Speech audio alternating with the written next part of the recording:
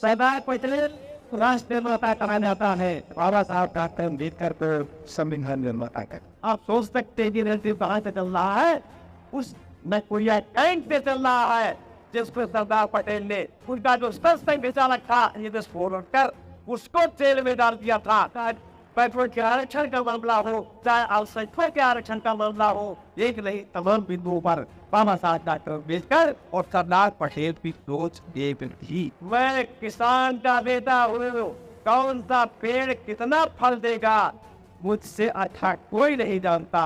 और इसकी पक्षकार नहीं, कांग्रेस में अगर गांधी नहीं चाहते तो बाबा साहब डॉक्टर अम्बेडकर का सहयोग कोई नहीं कर पाता। और गांधी को तैयार करने का ये कई व्यक्ति की हिम्मत थी, उनसे सरदार पटेल जय भीम जय सरदार के नारों पर सार्थक है देश हमारा, लिख दो अपनी दीवारों पर।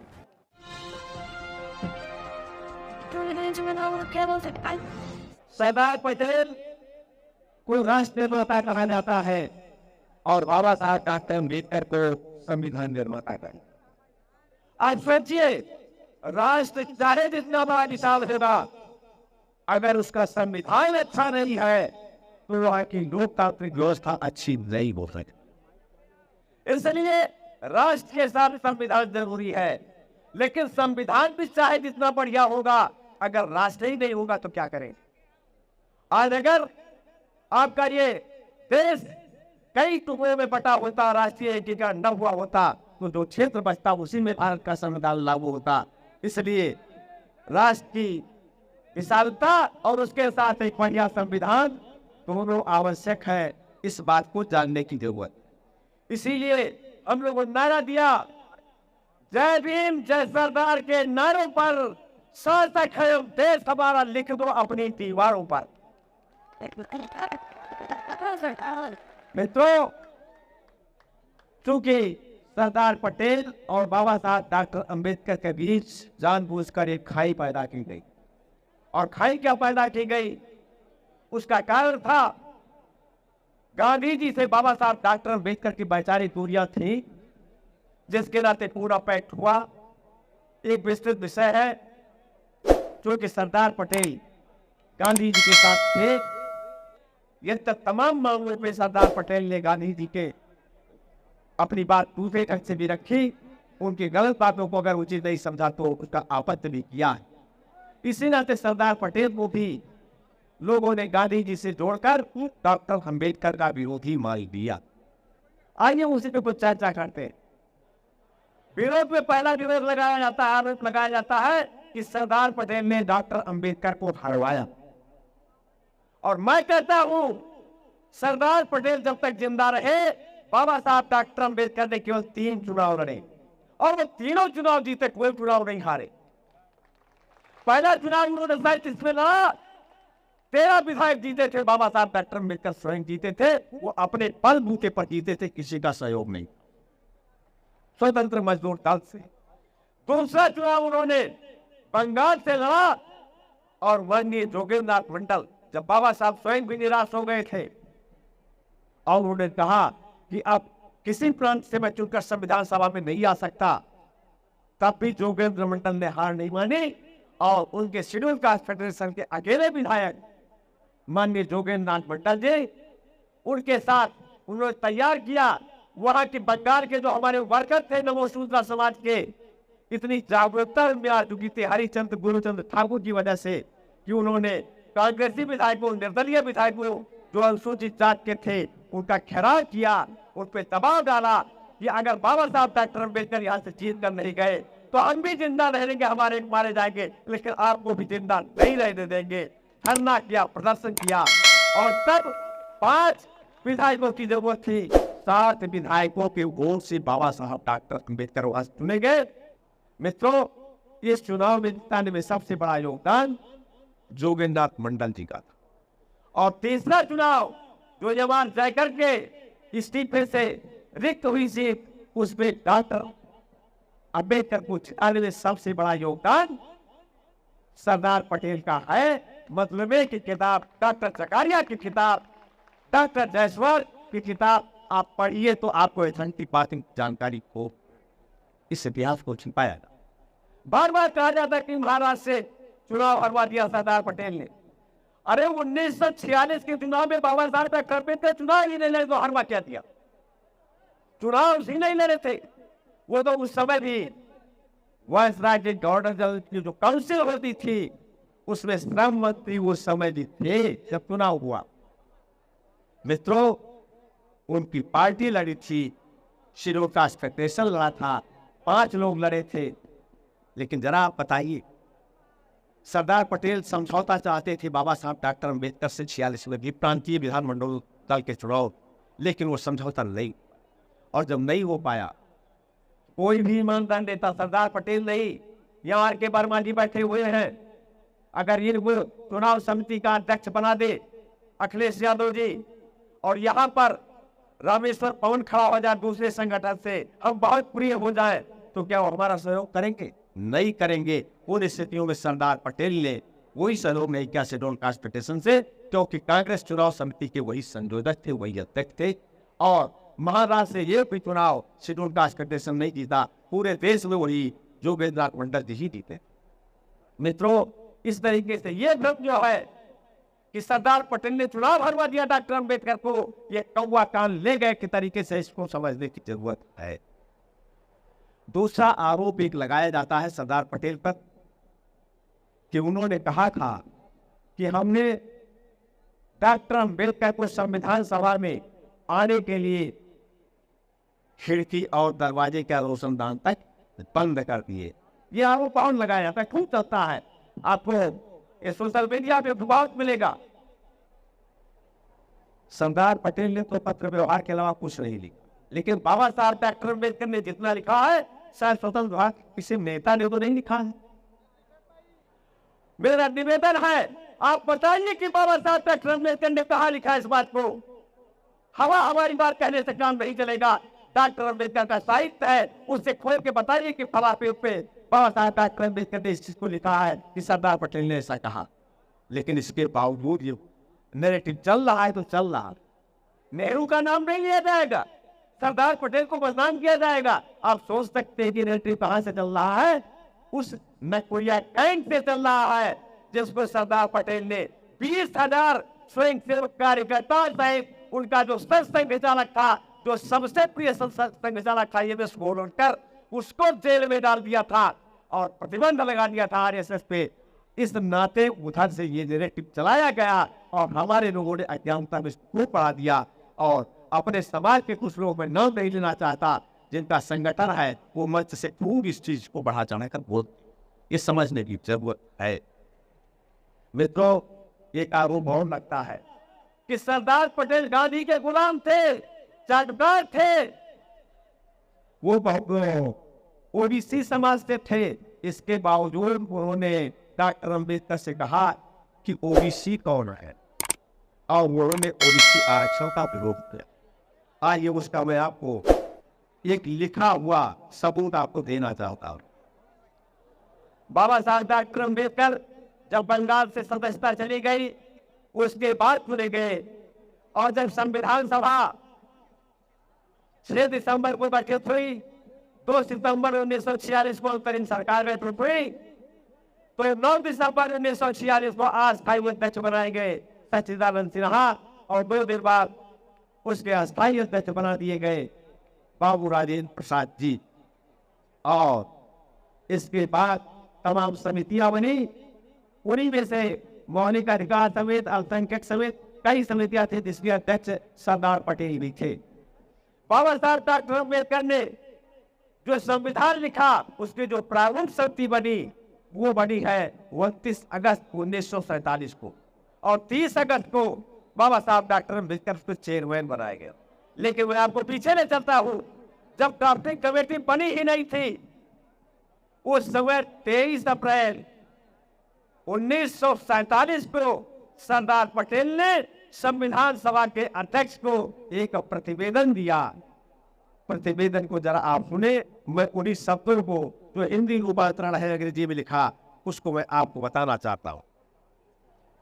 सरदार पटेल ने प्रतिवेदन में लिखा, उसकी जो धारा 5 है उसमें का और खा है, उसमें लिखा का में सरकारी सेवाओं के संबंध में सभी नागरिकों को समान अवसर मिलेगा।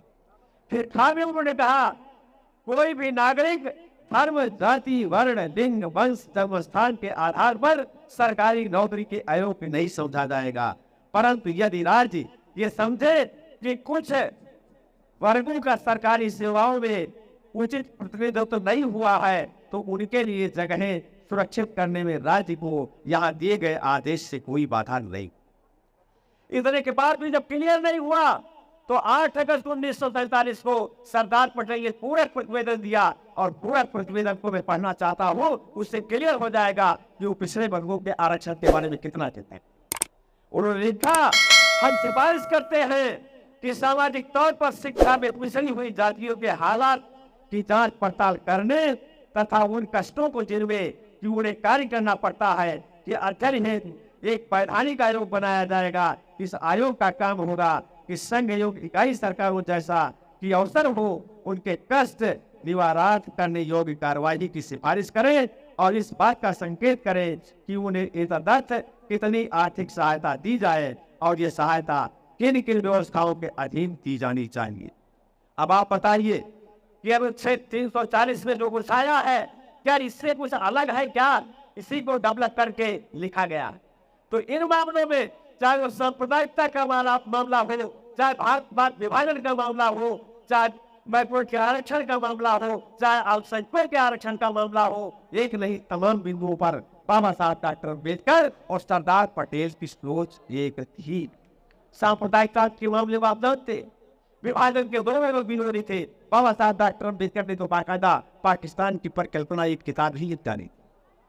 सरदार पटेल की विभाजन नहीं चाहते, लेकिन जिन स्थितियों में विभाजन को दस्तखत किया, अगले दिन विधानसभा में उन्होंने कहा, संसद में कहा कि अगर मैंने तो छाती पर पत्थर रख करके हस्ताक्षर किया है और अगर हस्ताक्षर नहीं किया जाता विभाजन पे तो हो सकता है 2-4 महीने बाद ये 2 खंड नहीं कई खंडों में भाग हो जाता। ये स्थितियां चल तो बाबा साहब डॉक्टर अम्बेडकर और सरदार पटेल दोनों लोग क्या चाहते थे? विभाजन, कि पहले विभाजन न हो, और यदि सांप्रदायिकता के आधार पर विभाजन होता है तो पूरी तरीके से आबादी की अदला बदली हो। ये डॉक्टर अम्बेडकर नहीं चाहते थे, सरदार पटेल के साथ, लेकिन नहीं हुआ। और न होने के बाद में संविधान में अनुच्छेद 292 294 बदला गया। उस समय जो अनुच्छेद 292 294 में आया था वो धार्मिक अल्पसंख्यकों के रिजर्वेशन का मामला था, जिसके समर्थक बाबा साहब डॉक्टर अम्बेडकर भी थे और सरदार पटेल भी थे, लेकिन पास नहीं हो पाया उन लोगों के चाहने पर भी तो बदला गया। मित्रों, इसके अलावा एक आरोप उन पे और लगता है कि शेड्यूल कास्ट के आरक्षण को भी होती। अब मैं आता हूं उस पे। एक फिल्म दिखाई जाती है जहाँ सरदार में भी यह आता है, सोशल मीडिया पे भी आपने देखा होगा कि सरदार पटेल बाबा साहब डॉक्टर अम्बेडकर के घर मिलने जाते। स्थितियां क्या थी? गाडगिल गए और गाडगिल ने बाबा साहब डॉक्टर अम्बेडकर से कहा कि सरदार पटेल तो ये जो अनुसूचित जाति का आरक्षण है इसके विरोधी। बाबा साहब डॉक्टर अम्बेडकर जैसा सामान्य आदमी, उन्होंने संविधान सभा में आना बंद कर दी। जब कुछ दिन बीत गए नहीं आए, ये बात सरदार पटेल को पता चली तो गए, और गए बात ज्यादा नहीं हुई। बाबा साहब डॉक्टर अम्बेडकर ने अपना इस्तीफा पहले से लिख रखा था, उनकी ओर बढ़ा दिया, और जैसे इस्तीफा बढ़ाया सरदार पटेल ने ये देखा कि त्याग पत्र है तो उन्होंने उसको पढ़ा नहीं, फाड़ करके और डस्टबिन में फेंक दिया। और उनके शब्द जानते हो क्या थे? उनके शब्द थे, मैं किसान का बेटा हूं, कौन सा पेड़ कितना फल देगा मुझसे अच्छा कोई नहीं जानता, और इस्तीफा स्वीकार नहीं। आप सोचिए, जरूरत पड़ता कि शेड्यूल कास्ट के आरक्षण के विरोधी थे। मैं बोलने चलना चाहता हूं, सरदार पटेल का एक पत्र है 6 मई 1948 बाबा साहब डॉक्टर अम्बेडकर के नाम। जब अप्रैल में, शायद 25 अप्रैल 1948 को इसी लखनऊ में आपके एक सभा थी, बड़ी सभा, जिसमें बाबा साहब डॉक्टर अम्बेडकर चीफ गेस्ट थे। उन्होंने बोला, और बोलने में कई लोग उसका उदाहरण देते हैं कि उन्होंने कहा कि ये जूते के फीते खोलेंगे, क्या कहा जाओ। उसमें उन्होंने नेहरू के प्रति भी, जगजीवन राम के प्रति भी टिप्पणी की थी बाबा साहब डॉक्टर अम्बेडकर ने, और पंत जी तो बाकायदा मंच पर थे। जब ये टिप्पणी आई कि आप एक हो जाओ, राजनीतिक रूप से रोटी बेटी का संबंध न करो, आज तो खैर रोटी बेटी के संबंध तक की बात आ गई, लेकिन उस समय रोटी बेटी ने उन्होंने कहा आप एक हो जाओ, तो मैंने जो अधिकार दिया है वोट का संविधान में, उसके बदौलत आप सत्ता पर काबिज हो सकते। मित्रों, इसी से गोविंद बल्लभ नाराज हो गए। उन्होंने नेहरू जी को पत्र लिखा, सरदार पटेल को पत्र लिखा, और नेहरू जी ने नाराजगी में जवाब दिया, और उस जवाब की कॉपी सरदार पटेल को भेजते हुए अलग से लिखा कि एक नई मुसीबत आ गई है डॉक्टर अंबेडकर के बयान की, और ऐसा बयान देने के बाद ने डॉक्टर अंबेडकर हमारे मंत्रिमंडल में कैसे रह सकते। बिल्कुल मन बना लिया कि उनको हटाया जाना चाहिए। मित्रों, उस समय बाबा साहब डॉक्टर अंबेडकर को जो 6 मई को सरदार पटेल ने पत्र लिखा है, पत्र तो बड़ा है, मैं 2 बातें केवल बताना चाहता हूं। उसमें उन्होंने लिखा कि हम में से कोई नहीं चाहता कि हम मंत्रिमंडल छोड़े, और कांग्रेस में मैं अंतिम व्यक्ति होऊंगा। अंतिम व्यक्ति माने कि सब लोग नहीं चाहेंगे, तब भी अकेला रह जाऊंगा, तब भी चाहूंगा कि आप कांग्रेस में रहे। अंतिम व्यक्ति होऊंगा जो ये चाहूं कि आप कांग्रेस के मंत्रिमंडल से अलग हो जाए। मित्रों, इसके अलावा एक बात उन्होंने और कही उसी में, प्रशासनिक सेवाओं में परिगणित जातियों यानी शेड्यूल कास्ट, शेड्यूल ट्राइब, परिगणित जातियों की संख्या बढ़ाने का अवसर आपको यही है, इसलिए आपको ऐसा करके समाज में सुखद संदेश देना चाहिए। उसका ये निचोड़ था। आप बताइए, अगर उस संविधान में आरक्षण के विरोधी थे तो ये प्रशासनिक सेवाओं में बढ़ाने की बात कहां से आ गई, जिसको गार्डियन ने दूसरे ढंग से पेश किया और उसको लोगों ने विरोधी बना करके बाबा साहब डॉक्टर अम्बेडकर के सामने रख। आप जानते हैं कि कांग्रेस में अगर गांधी से विरोध था बाबा साहब डॉक्टर अम्बेडकर का, जो परिस्थितियां थी कांग्रेस में, अगर गांधी नहीं चाहते तो बाबा साहब डॉक्टर अम्बेडकर का सहयोग कोई नहीं कर पाता, और गांधी को तैयार करने का ये कई व्यक्ति की हिम्मत थी, उनसे सरदार पटेल, क्योंकि एक बड़ा दबाव था। 29 जुलाई 1946 को 12 लोग कहते हैं कि 2 वोट नेहरू को एक भी वोट नहीं मिले था। वो विषय नहीं कि उस पर चर्चा करूं, नेहरू को एक भी वोट नहीं मिले था। मित्रों, उन स्थितियों में गांधी पर उनका दबाव था, वो दबाव काम कर रहा था, उसकी वजह से गांधी को भी सहमत किया, और गांधी भी इस पक्ष में बोले। बाबा साहब डॉक्टर अम्बेडकर को संविधान सभा में लाया गया, और ड्राफ्टिंग कमेटी के चेयरमैन बने, संविधान बनाया, कानून मंत्री बने। नियोजन का विभाग देने के लिए नेहरू ने कहा था, जब कानून मंत्री बनाए गए तो भी सरदार पटेल से बाबा साहब ने कहा कि यहाँ मेरे लिए कोई काम नहीं। उन्होंने कहा नहीं, ऐसा नहीं है, बहुत काम है, और जब तक मैं जिंदा हूँ, जहाँ समस्या है मुझसे आप बताइए, मैं आपके सहयोगी के रूप में खड़ा हुआ हूँ। ये सब लिखित में दस्तावेज है। बहुत सारी बातें हैं, बातें तो तफसील से बड़ी देर तक करने की है, सब्जेक्ट इतना बड़ा है। जय बदलाव, जय बदलाव, जय संविधान, जय विज्ञान, जय भीम, जय मंडल, जय जोहार, जय भारत।